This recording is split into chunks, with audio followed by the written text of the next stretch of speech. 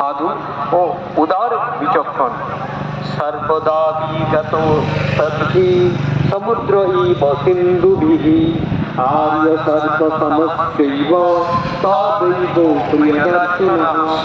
নদীসমূহ যেমন সমুদ্রে মিলিত হয়ে সর্বগুণান্বিত হয়ে মাতা কৌশল্যার আনন্দ বর্ষণকারী, গাম্ভীর্যে তিনি সমুদ্রের মতো এবং হিমালয়ের মতো প্রকৃতির। বিষ্ণুনাশাদৃশ বীরে সম্পৎপ্রিয় দর্শনঃ সজগম্বনম বীরঃ প্রতিজ্ঞামনুপালয় বিধিবদ্ধ নির্দেশান কৈকেয়ী প্রিয়কারণা।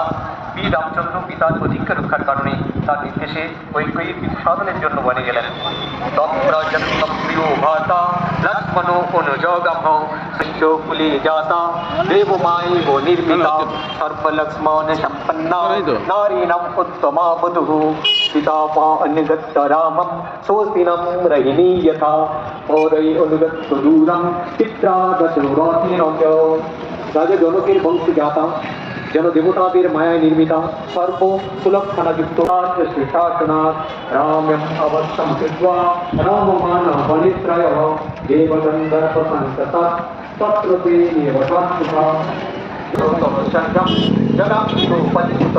রামচন্দ্র যুদ্ধে চলে গেলেন। মহাবলঃ সজগম্বনো রামবাবু প্রসাদকঃ। রাজা দশরথ মাতৃ চলে গেলেন।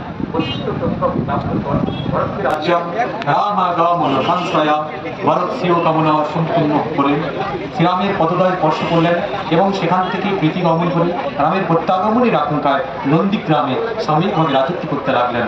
ভতে তু ভারতে শ্রীমান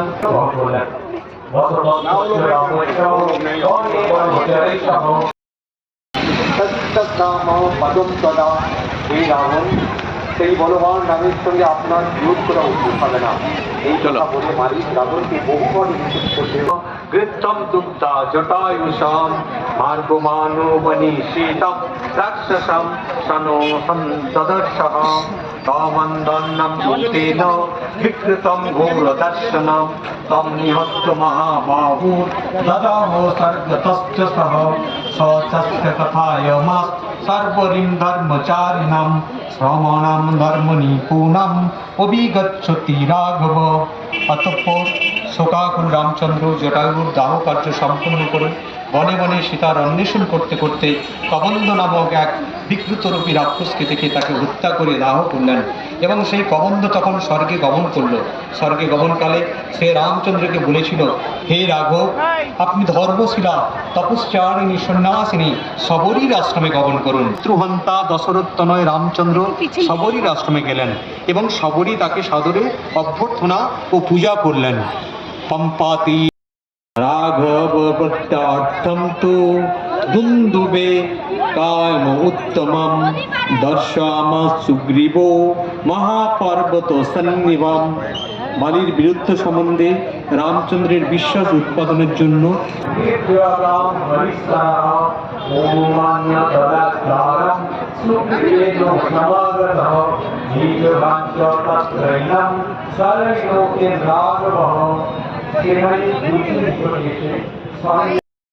সুগ্রীব সহিত দত্তাকিলম মহাদধে। সুগ্রীবের সঙ্গে মহাসাগরের তীরে গিয়ে